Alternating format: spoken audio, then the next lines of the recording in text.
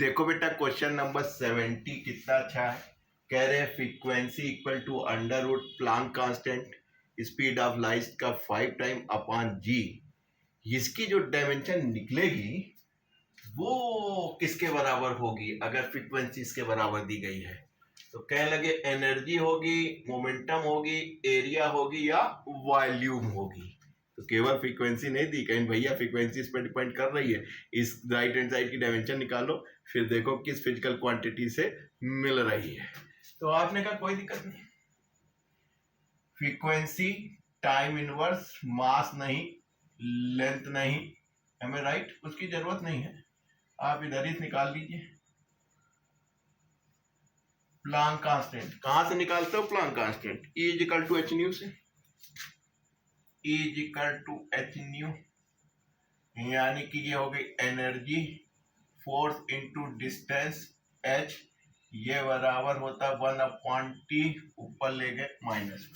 Frequency reciprocal to the, बस काम बन गया। इसको काट दीजिए, -1 हो गया तो आपको h की मिल गई m l स्क्वायर t -1।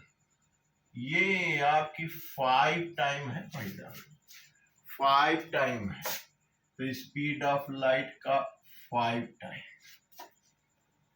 जी देखिए कहां निकालेंगे? Universal gravitational constant m square upon r square. G is equal to f into R square upon m square. Mass into acceleration l square और m स्क्वायर। याद नहीं रहता है, थोड़ी सी प्रैक्टिस कर लेंगे स्पीड बन जाएगी। अब देखिए ऊपर चला गया तो मास की -1 और इससे हो गई l cube t -2, m -1 l cube t की -2, सबका 1/2।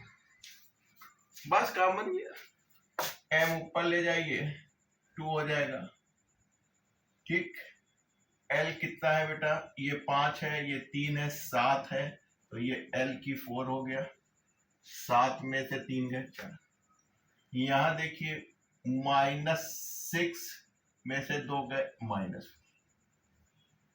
1/2 करना था, कर दीजिए। ये हो गए, ये हो गए, ये। आप जानते हैं मैं हमेशा कहता हूं mass into force into distance, force into distance क्या बनाता है? Work done, energy. तो जाहिर सी बात है, अभी अभी आपने देखी थी एनर्जी।